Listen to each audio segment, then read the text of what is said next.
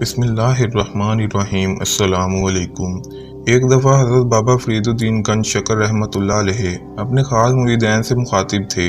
خاص مریدین جو کہ درجہ کمال کو پہنچ چکے تھے۔ دوران گفتگو بابا جی رحمۃ اللہ علیہ نے فرمایا کہ شہر ہرات میں ایک بزرگ رہتے تھے جن کا کاروبار سالن بنا کر بیچنا تھا۔ حسب معمول وہ سالن کے دیگ بنا کر گاہکوں کے انتظار میں بیٹھے ہوئے تھے کہ ایک عورت آئی اور اس نے سالن طلب کیا۔ بزرگوں نے دے دیا۔ بدلے میں اس عورت نے بابا جی کو بطور رقم کھوٹا سکہ دے دیا۔ بابا جی نے بغیر اس عورت پر ظاہر کیے کہ مجھے کھوٹے کھرے کی پہچان ہے کہ نہیں، گلے میں سکہ رکھ دیا اور خاموش ہو گئے۔ اب اس عورت نے گاؤں کی ساری عورتوں کو بتایا کہ فلاں جگہ پر ایک بابا جی ہیں، ان کو کھوٹے سکے کی پہچان نہیں ہے۔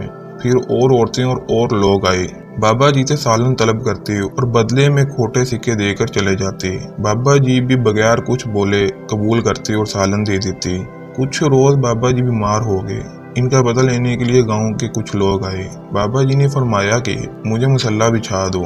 جب ایسا کیا گیا تو بابا جی اٹھے اور اپنے سامنے مصلی پر کھوٹے سکوں کی تھیلی بھی رکھ دی اور یوں اللہ کے آگے عرض کرتے ہیں کہ اللہ تعالیٰ، تیری مخلوق کھوٹے سکے لے کر آتی رہی، میں قبول کرتا رہا۔